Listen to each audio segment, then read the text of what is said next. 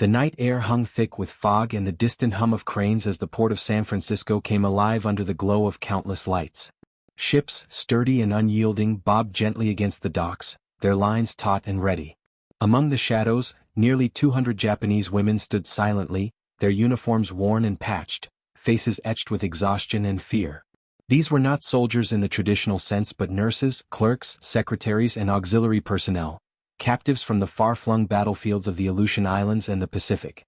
Their eyes, hollow from weeks of uncertainty and hardship, darted nervously as armed American MPs kept watch.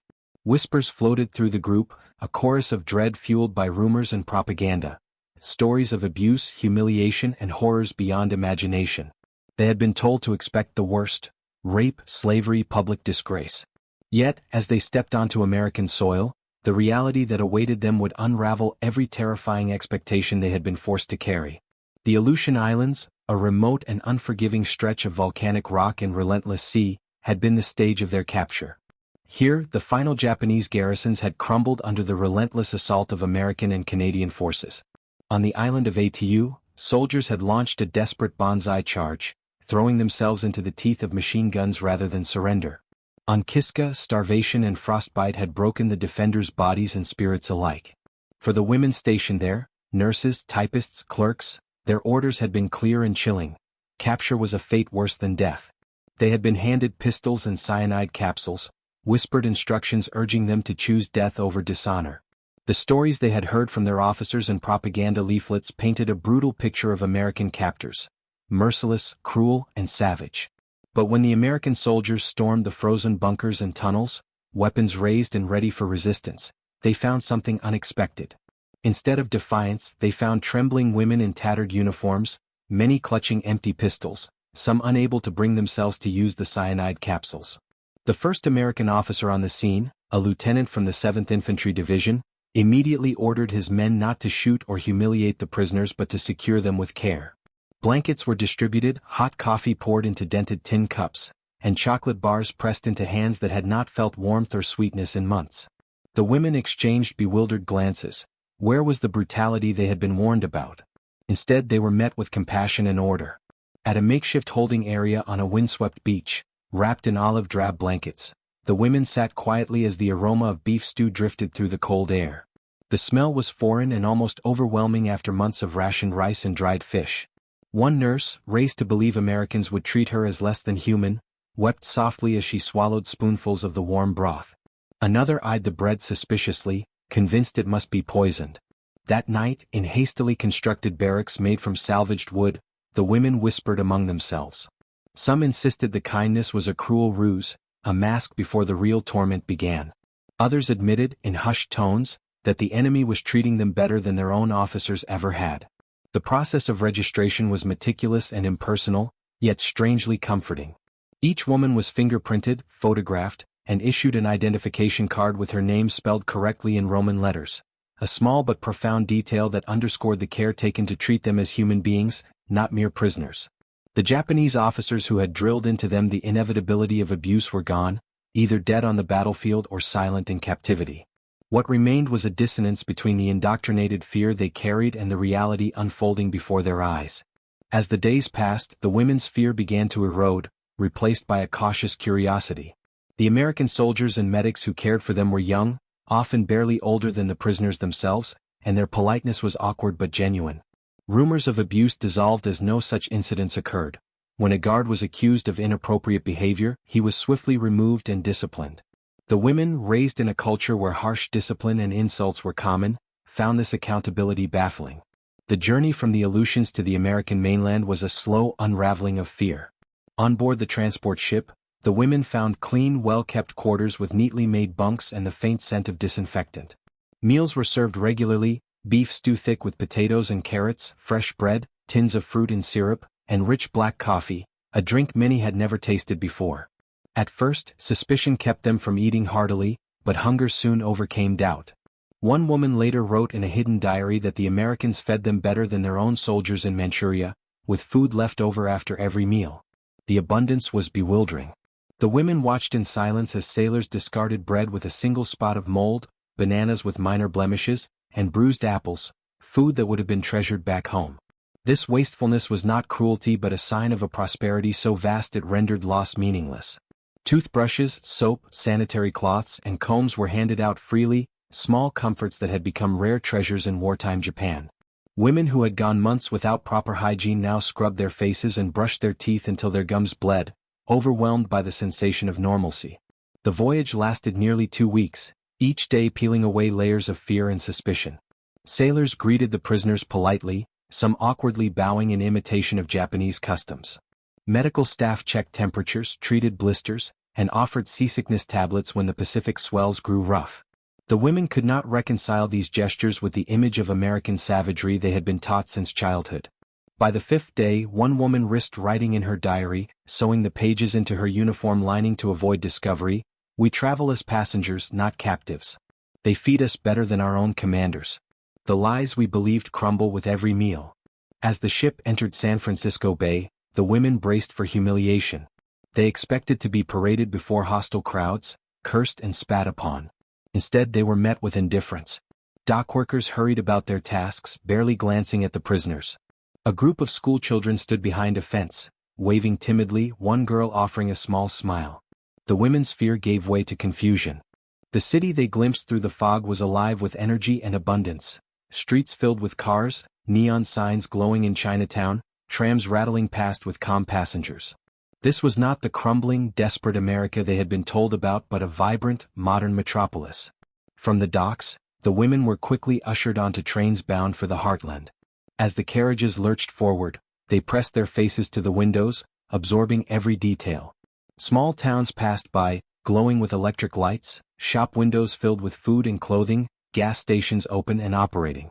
Children pedaled bicycles freely, a luxury rare in wartime Japan.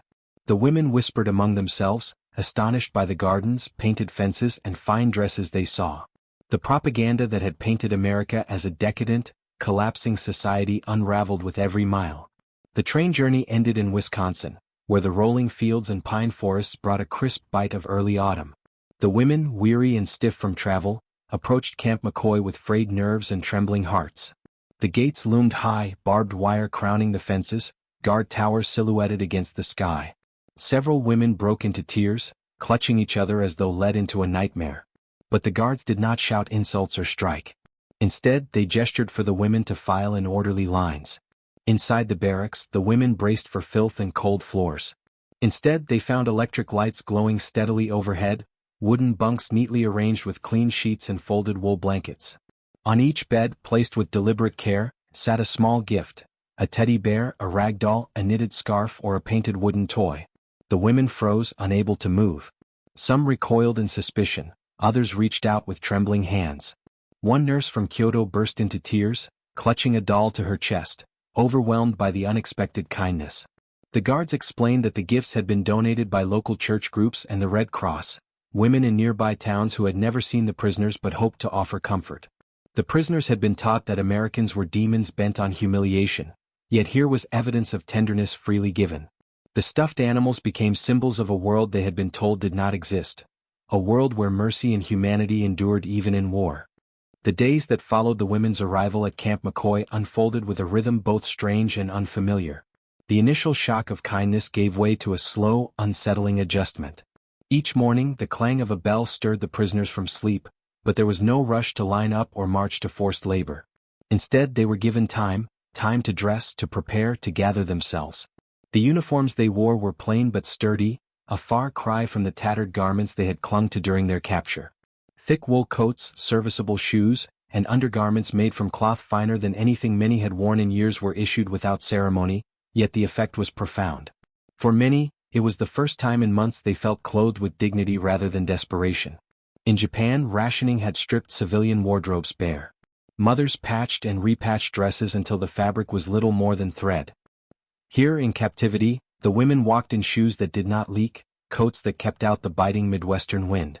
Some stared at their reflections in small mirrors hung near the washrooms, astonished at how much more dignified they appeared than when they had worn their ragged military uniforms. The simple act of dressing became a quiet assertion of humanity.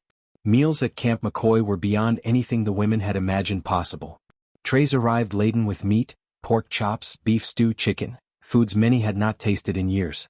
Bowls of fresh fruit appeared at every lunch, apples and oranges stacked casually as if they were endless. At breakfast, tall glasses of milk accompanied eggs and toast. The women whispered among themselves, unable to believe such abundance could be real. Some suspected it was a trick, a cruel illusion designed to lull them into complacency. Yet day after day the meals continued, consistent and plentiful, without the shortages that haunted every household back home. Letters were permitted, though heavily censored, and paper and pencils were provided. At first, the women wrote cautiously, unsure if their words would ever reach home. When replies came months later, carried across oceans by the Red Cross, the realization dawned that their captors allowed them a voice. This small connection to the outside world became a lifeline, a fragile thread linking them to families and lives left behind. Books appeared in the camp library, some in English, others translated into Japanese. The women began attending classes, learning not only English words but also arithmetic, hygiene practices, and even lessons in agriculture. To be offered education as prisoners stunned them more than the abundance of food. One nurse, who had grown up under a father who forbade his daughters from schooling beyond basic reading, held a textbook in her lap and whispered, "The enemy teaches us what our own leaders never gave." Work assignments were voluntary, and many found themselves sewing in workshops, mending uniforms for other prisoners or assisting in the camp hospital. The tools they used, electric sewing machines, sterilized instruments, organized medical supplies, were revelations. In Japan, shortages meant doctors worked with worn scalpels and reused bandages, while seamstresses patched fabric by hand. The women could hardly reconcile what they saw. Even enemy prisoners were given access to technology beyond what civilians at home could imagine. Perhaps most confusing of all was the conduct of the guards. They were young men, many barely older than the prisoners themselves, often with accents from the farms of Iowa, Wisconsin, and Minnesota. They addressed the women politely, their voices awkward and formal, some blushing when spoken to. Rumors of violation that had haunted the women dissolved with the passing months, for not a single instance occurred. In fact, when one guard was accused of making an inappropriate remark, he was immediately removed and disciplined. To women who had grown up under officers who barked insults and struck subordinates without consequence, this act of accountability was incomprehensible. Even the smallest gestures broke through layers of indoctrination. A guard tipping his cap when passing, a medic asking permission before taking a pulse, a chaplain leaving a basket of yarn and needles in the recreation hall. These were not the demons they had been told to fear, but men and women who treated them with dignity. The contradiction tore at the foundations of their beliefs. As weeks turned into months, the camp no longer seemed a place of punishment but an education in another way of living.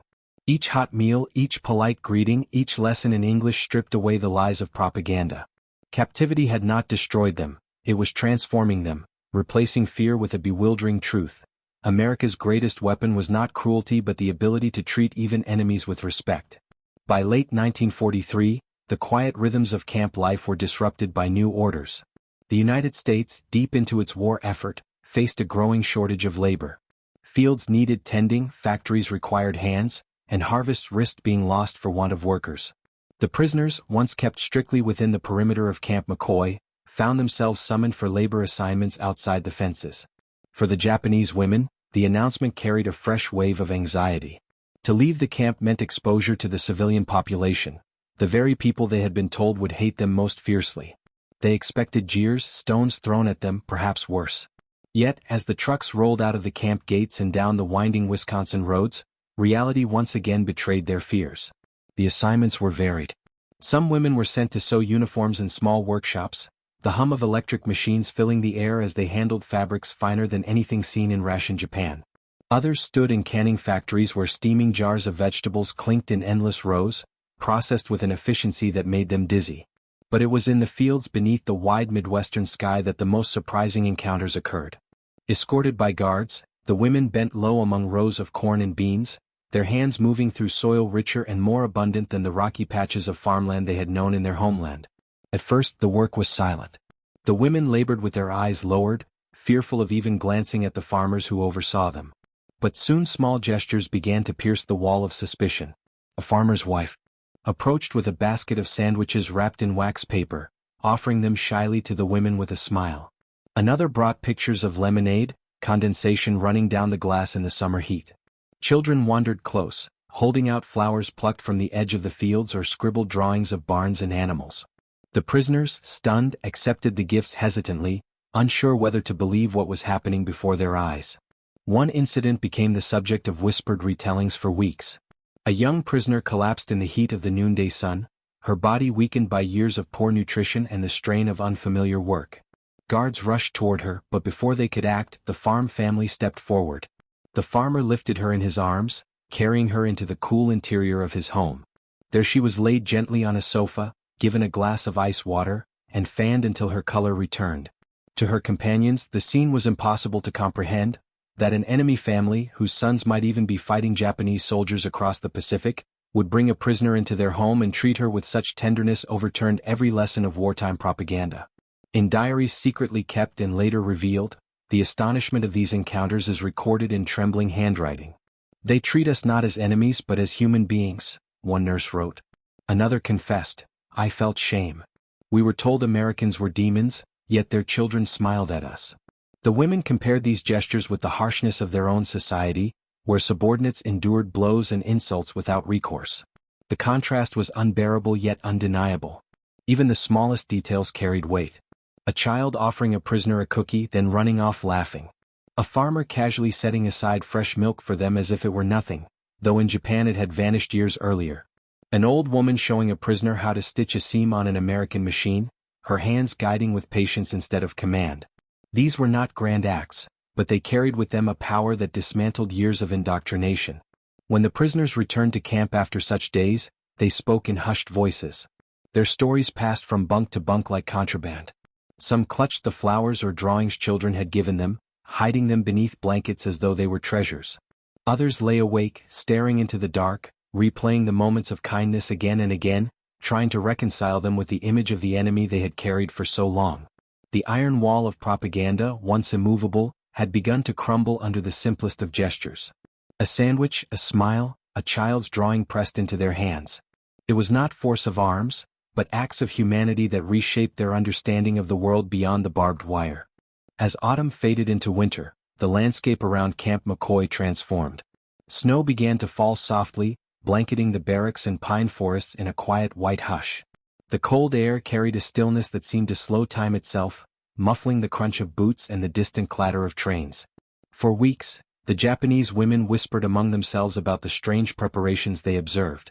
Guards moved about with unusual cheer, pine branches appeared in the mess hall, and faint strains of unfamiliar yet hauntingly melodic songs drifted from the camp chapel. The prisoners had heard the word Christmas before, but only as a foreign festival, something belonging to another culture, distant and irrelevant to their own lives. They did not imagine it would touch them here in captivity, thousands of miles from home. Yet, on the morning of December 25, 1943, the barracks doors opened to reveal something no one had anticipated. Each bunk, once bare but for blankets and perhaps the odd teddy bear from their first days, now held small packages.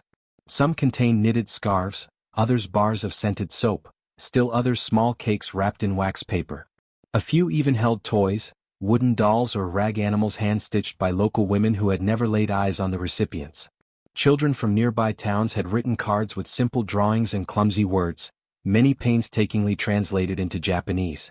Bright crayon suns and stick figures smiled from the paper, innocent and hopeful. For the prisoners, the sight was devastating. They stood frozen, unable to understand why an enemy nation would lavish care upon them. Some clutched the gifts to their chests and wept openly, years of bitterness and fear breaking in a single moment. Others sat in silence, staring at the objects as if they were relics from another world. One nurse whispered that she had not held a piece of soap in 2 years, and now she had been given one as though it were nothing. Another, biting into a small cake, cried because it tasted like the sweet she had eaten as a child before rationing stripped Japan bare. Later that day, the prisoners were invited to gather near the camp hall, where the American choir had prepared something extraordinary. Standing in rows beneath garlands of evergreen, young men and women began to sing carols. But these were not only in English. Some had been painstakingly translated into Japanese so the prisoners might understand the words. Silent night, carried across the frosted air, the melody familiar in its softness, even if the meaning was new. The sound pierced through walls built by propaganda and fear. A few prisoners sang along in halting voices, their accents heavy, their eyes glistening with disbelief. For many, this was the moment that broke them. They had been told to expect cruelty, to prepare for humiliation, to brace for degradation. Instead, they were given warmth, dignity, and even joy. In later years, one woman recorded in her memoir, "They gave us gifts, though we were their enemies." The line echoed among those who remembered that day, a truth that spread quietly from prisoner to prisoner long after the holiday had ended. What made the moment so profound was not only the abundance of material goods but the humanity behind them. Gifts from strangers, songs sung in their language, children who wrote letters to women they would never meet. These were gestures that could not be explained away as propaganda or trickery. They were too personal, too genuine. The prisoners realized they were being treated not as tools of a defeated army but as people worthy of compassion. That night, as snow drifted outside the barracks windows, many women placed their small gifts beside their beds, unable to part with them even for sleep. Some clutched the knitted scarves around their necks. Others held dolls as if they were children returned. They whispered to each other in the dark, voices breaking, that for the first time in years they felt seen, not as prisoners, not as soldiers, but as human beings. The Christmas of 1943 marked more than a holiday. It marked the moment when fear dissolved into something harder to define. Respect, even gratitude for a nation they had been raised to despise. For the women of Camp McCoy, the war had not ended, but something inside them had shifted forever. Their lives, their families, and even their homeland were changed by the truth they carried.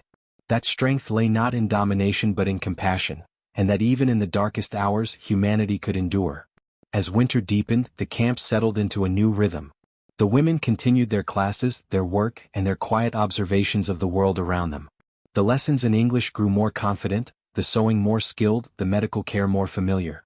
The prisoners began to form fragile bonds, not only with each other but with the Americans who guarded and cared for them. The guards, too, adapted to their roles. Many were young men from rural communities, unfamiliar with war's harsh realities but determined to uphold the standards set by their superiors. They learned to navigate the cultural divide with patience and respect, often blushing when spoken to by the women in hesitant Japanese. The camp chaplain, a gentle presence, organized small gatherings and left baskets of yarn and needles in the recreation hall, encouraging the prisoners to knit and craft as a way to pass the long winter nights. Despite the cold and the distance from home, the women found moments of warmth and connection. They shared stories of their families, their hopes, and their fears. Some wrote letters home, their words cautious but filled with a growing sense of hope. Others kept diaries, secret records of their transformation, their disbelief, and their slowly dawning understanding of the enemy's humanity. Outside the camp, the world continued to turn. The war raged on, cities burned, and families suffered. But within the fences of Camp McCoy, a different story was unfolding. A story of unexpected kindness, of shattered prejudices, and of the quiet power of mercy. The women knew their captivity was not freedom. They were still prisoners, bound by barbed wire and guarded by armed men. Yet, in the midst of war's cruelty, they had found something rare and precious. A glimpse of a world where enemies could be treated with dignity, where compassion could cross the boundaries of language and culture, and where humanity could survive even in captivity. As the months passed, the women of Camp McCoy carried this truth with them, a fragile flame in the darkness. It was a truth that would shape their lives long after the war ended, a truth that would challenge the stories they had been told since childhood, and a truth that would plant the seeds of reconciliation in the years to come. As winter gave way to spring, the landscape around Camp McCoy began to thaw, revealing rolling fields and dense pine forests stretching toward the horizon. The Japanese women, once prisoners trembling with fear and suspicion, had settled into a new, unexpected routine. The initial shock of kindness had softened into a quiet transformation, one that challenged everything they had been taught about the enemy and about themselves. The camp, once a place of dread, had become a strange kind of home. The barracks, with their clean beds and small gifts, the steady rhythm of meals and classes, and the polite, respectful conduct of the guards, created an environment unlike any the women had imagined possible. They were no longer mere captives but participants in a daily life that, while constrained, offered dignity and purpose. Education remained a cornerstone of this new existence. The women eagerly attended lessons in English, arithmetic, hygiene, and agriculture. For many, these classes were revelations, opportunities denied to them in their homeland, where rigid social structures and wartime scarcity had limited their access to knowledge. One nurse, who had grown up under a strict father who forbade his daughters from pursuing education beyond basic reading, found herself captivated by the textbooks and lessons. "The enemy teaches us what our own leaders never gave," she whispered, a mixture of awe and sorrow in her voice. Work assignments, once feared as forced labor, became voluntary activities that offered a sense of contribution and normalcy. Some women sewed uniforms in workshops filled with the hum of electric machines, marveling at the technology that far surpassed anything available in Japan. Others worked in canning factories, processing vegetables with an efficiency that left them dizzy. But it was the days spent in the fields that left the deepest impression. Under the wide Midwestern sky, the women bent among rows of corn and beans, their hands moving through soil rich and fertile. The contrast with the rocky, barren farmland of their homeland was stark. At first, the work was silent, the women avoiding eye contact with the farmers who oversaw them. But gradually, small gestures began to break through the wall of suspicion. A farmer's wife approached with a basket of sandwiches wrapped in wax paper, offering them shy smiles.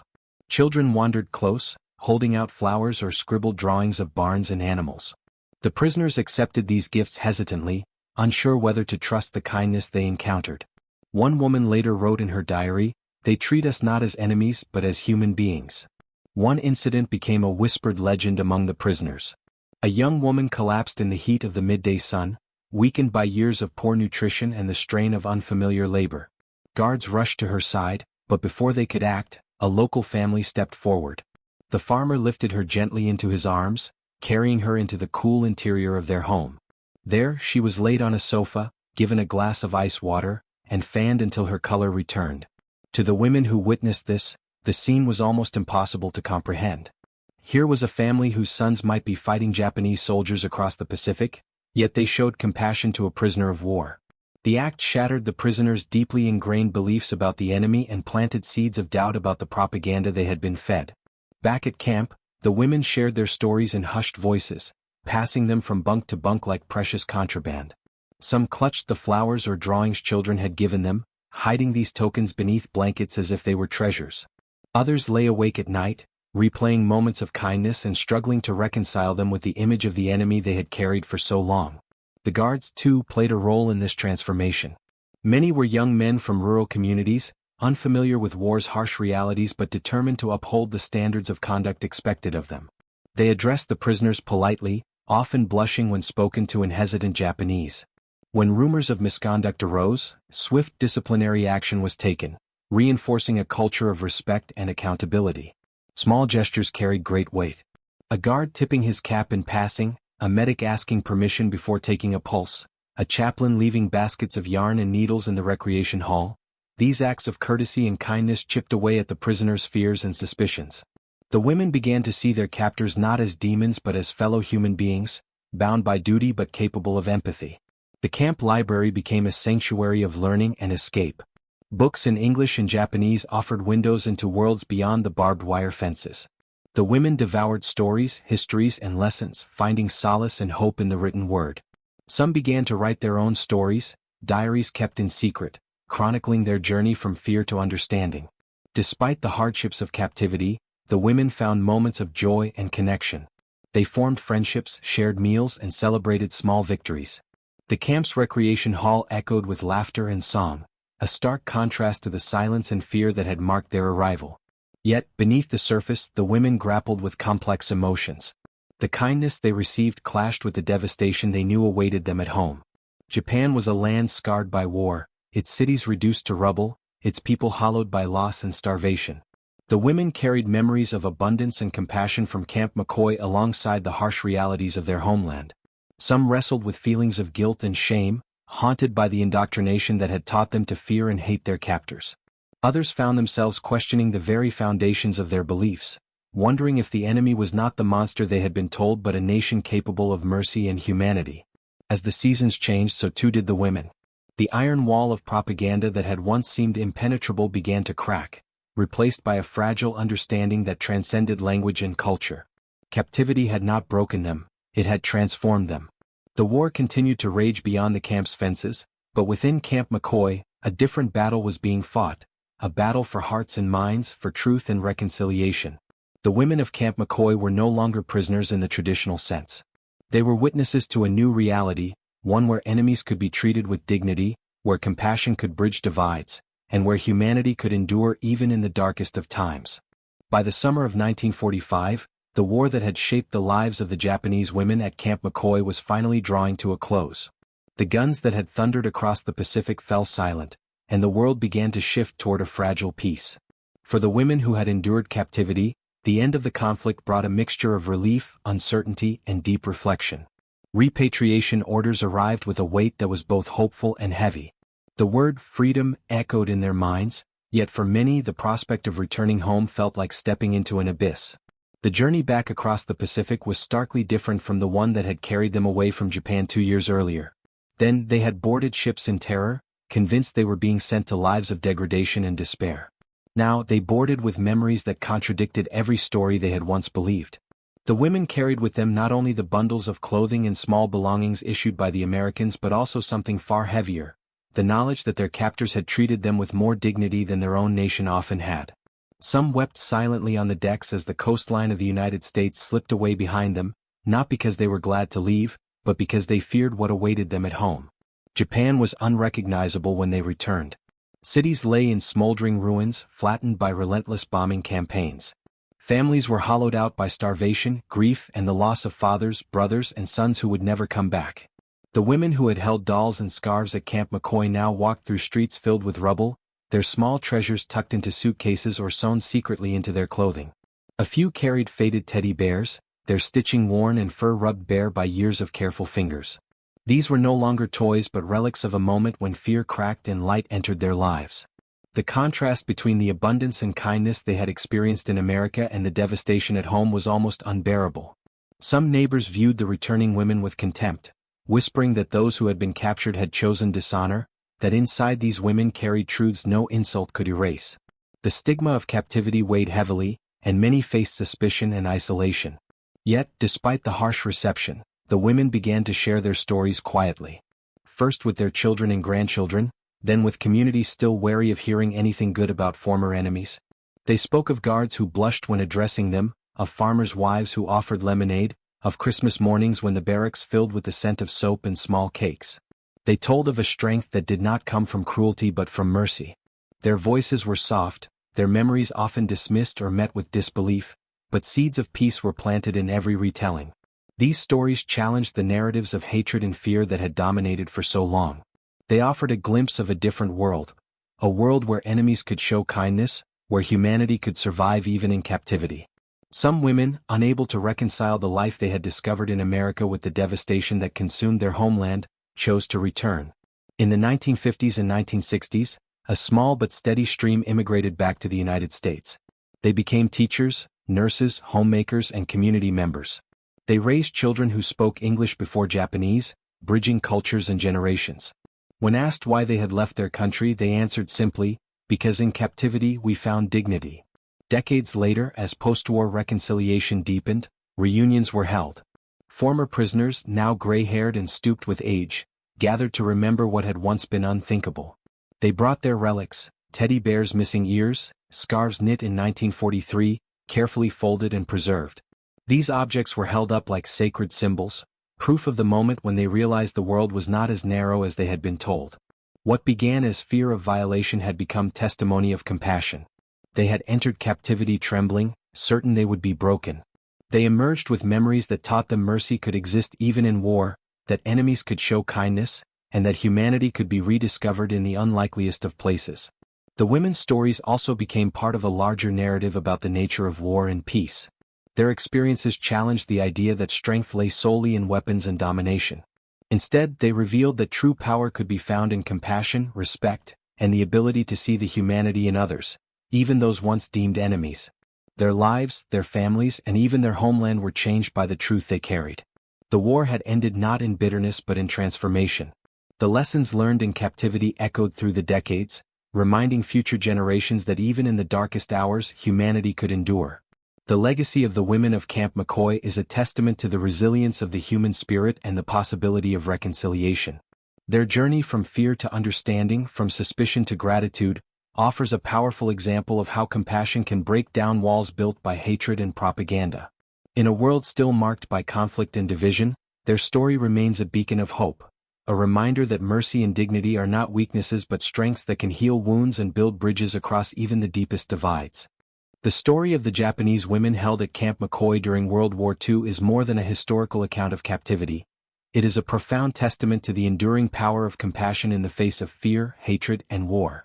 These women arrived on American soil burdened with terror, indoctrinated to expect cruelty and degradation. They carried with them the weight of propaganda that painted their captors as merciless demons, and they braced themselves for the worst.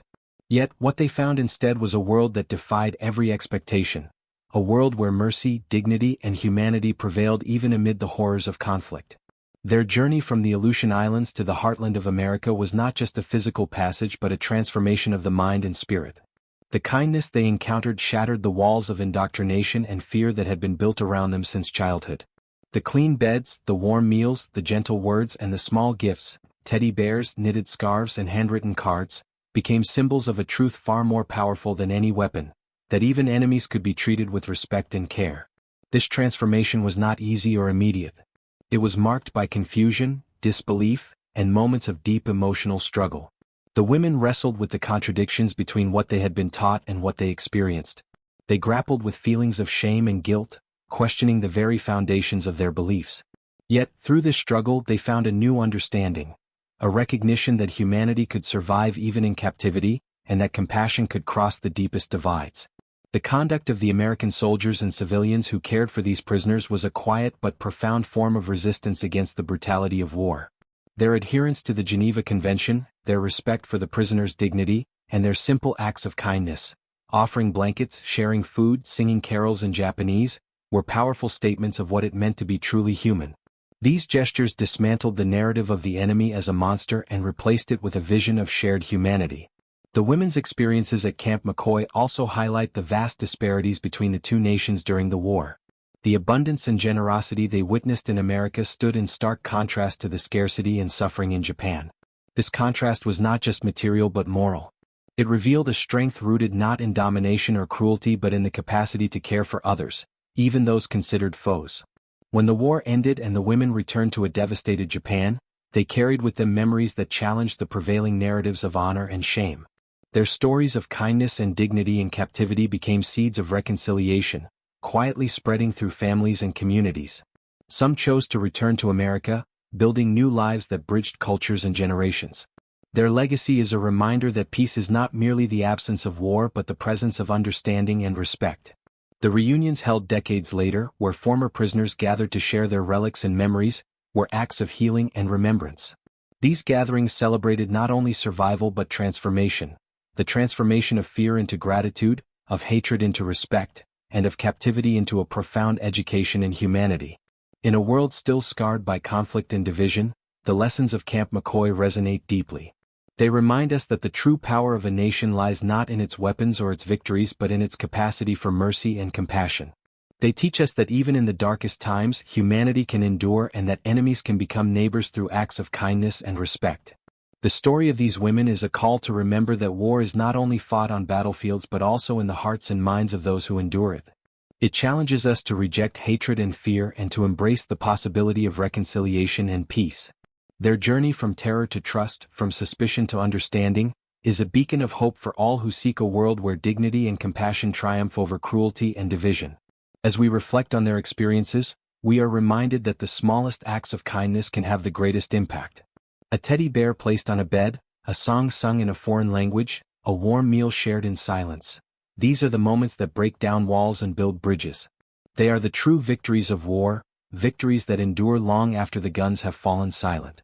The women of Camp McCoy teach us that strength is found not in domination but in empathy, not in cruelty but in care. Their story is a testament to the resilience of the human spirit and the transformative power of compassion. It is a legacy that challenges us to see beyond our differences and to recognize the shared humanity that binds us all. In honoring their journey, we honor the possibility of a better world, one where mercy prevails, where enemies become friends, and where humanity endures even in the darkest hours. Their story is not just history, it is a living lesson for the present and a guide for the future.